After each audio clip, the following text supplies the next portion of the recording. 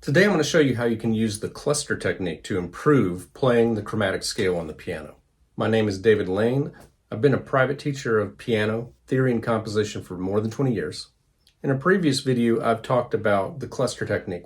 The cluster technique is simply taking notes that you would normally play separately, but playing them in groups of 2, 3, 4, 5, whatever the pattern calls for, so that you can learn the notes in a group rather than just having to practice them separately. So chromatic scale is simply playing all half steps. It doesn't matter where you start on.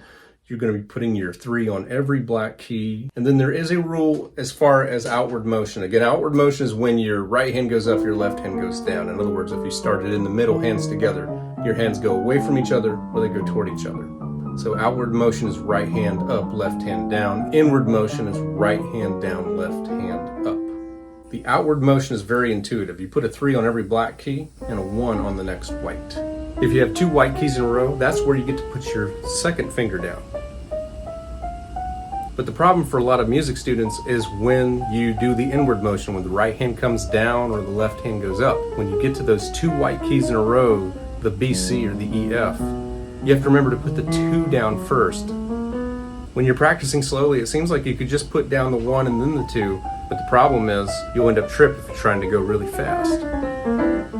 So one way that I like to use the cluster practice for this is simply when you're going outward, cluster from 1 to 3. A lot of times that's just 1 and 3 together. But then sometimes it's 1, 2, 3.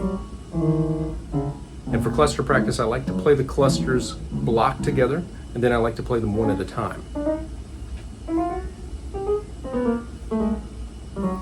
But when you come inward, right hand down, left hand up, 3 to 1. So it's going to be 3, 1, 3, 1, or 3, 2, 1.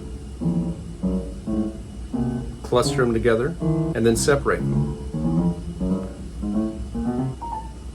And I recommend doing a lot of practice with the chromatic scale, contrary motion, hands together, to feel like you've fully mastered this scale before you try to do any type of parallel motion.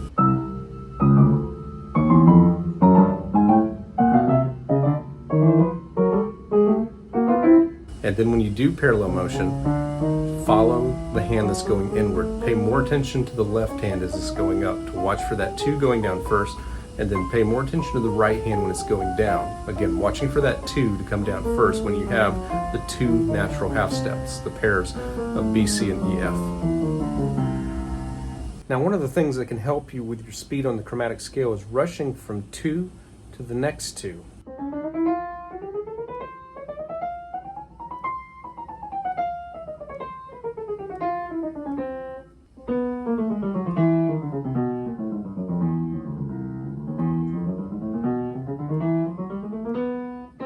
Again, my name is David Lane. If you've enjoyed this video, I would appreciate if you would click the thumbs up, share this with a friend, and please subscribe for more videos. Until next time, thank you for watching.